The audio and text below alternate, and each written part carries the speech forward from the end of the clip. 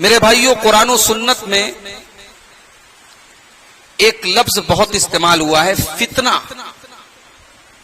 سنا ہوگا آپ نے بھی. یہ فتنہ کیا ہوتا ہے؟ سونے کو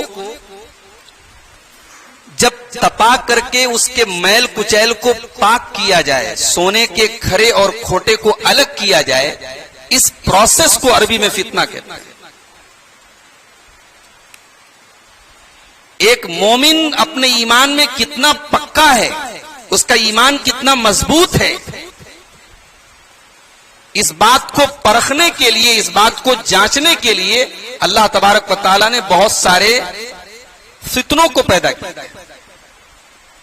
ایک مومن کی زندگی میں بہت سارے فتنے آتے ہیں، اس کے دین کے لیے، اس کے ایمان کے لیے، اس کے اسلام کے لیے آزمائش ہوتی ہے. اور پھر اس فتنے کے بعد نکھر کر کے ایک مومن کا ایمان سامنے آتا ہے کہ ایک مومن کتنا، اس کا ایمان کتنا مضبوط ہے، وہ اپنے دین پر کتنا قائم ہے. اور یہ فتنے جیسے جیسے قیامت قریب آئے گی، بہت زیادہ فتنوں کو ہم اور آپ دیکھیں گے. صحیح بخاری کی اس حدیث کو اپنے سامنے رکھیے. اللہ کے پیارے نبی جناب محمد الرسول اللہ صلی اللہ علیہ وسلم مدینہ کی ایک پہاڑی کے اوپر چڑھے. حضرت اسامہ ابن زید حدیث کے راوی ہیں. اللہ کے نبی نے فرمایا، انی لارا مواقع الفتن خلال بیوتکم کمواقع القطر. اے میرے صحابہ، جس طریقے سے بارش کے قطرے تمہارے گھروں کے اندر داخل ہو جاتے ہیں، کھڑکیاں بند ہیں، دروازے بند ہیں، پھر بھی بارش کے قطروں سے، بارش کی بوچھار سے، بارش کے پانی سے تم اپنے گھروں کو نہیں بچا سکتے. اے میرے صحابہ، میں دیکھ رہا ہوں کہ تمہارے گھروں میں طرح طرح کے فتنے آئیں گے، طرح طرح کی آزمائشیں آئیں گی، تمہارے ایمان کے لیے، تمہارے دین کے لیے طرح طرح کے خطرے سامنے آئیں گے، فتنے آئیں گے. اب جب یہ فتنے آئیں گے تو ہم کریں گے کیا؟ 3 کام ہمیں اور آپ کو کرنا ہے. پہلا کام، ہمیں اور آپ کو فتنے کے موقع پر سب سے پہلے اپنی اور اپنے پریوار کی فکر کرنی کہ میں کیسے اپنے دین کو بچا لوں، اپنے پریوار کے دین کو بچا لوں، میں کیسے جہنم سے بچ جاؤں اور اپنے گھر والوں کو جہنم سے بچا لوں.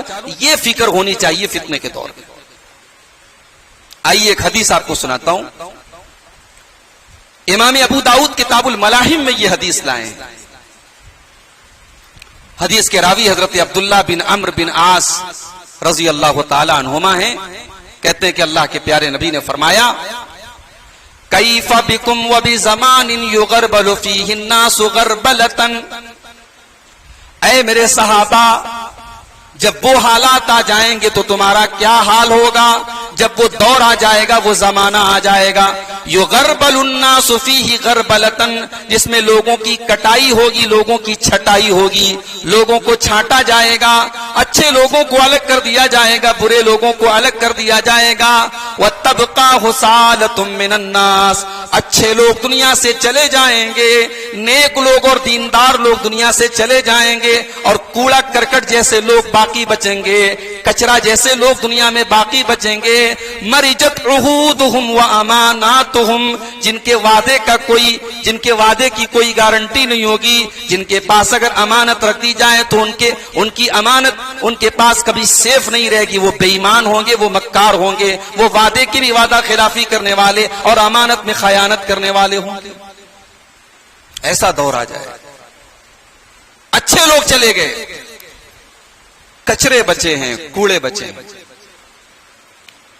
صحابہ نے پوچھا، اے اللہ کے رسول، اگر ایسا دور ہم دیکھ لیں تو ہم کیا کریں؟ ہماری رسپانسبلٹی کیا ہے, ہماری ذمہ داری کیا ہے. نبی اکرم صلی اللہ علیہ وسلم فرماتے ہیں جب ایسا زمانہ تم دیکھ لو, تأخذون ما تعرفون وتذرون ما تنکرون, اے میرے صحابہ جو چیزیں تمہیں صحیح لگیں, جو قرآن و سنت کی نظر میں صحیح ہوں, جو اللہ رسول کی نظر میں صحیح ہوں, جو دین کی نظر میں صحیح ہوں, ان چیزوں کو تم اپنا لو, ان چیزوں پر عمل کرو. وتذرون ما تنکرون, اور جو چیزیں غلط نظر آئیں, جو شریعت کی نظر میں غلط ہیں, جو قرآن و سنت کی نظر میں غلط ہیں, تم ان سے دور ہٹ جاؤ, ان کو چھوڑ دو, ان سے کنارہ اختیار کر لو.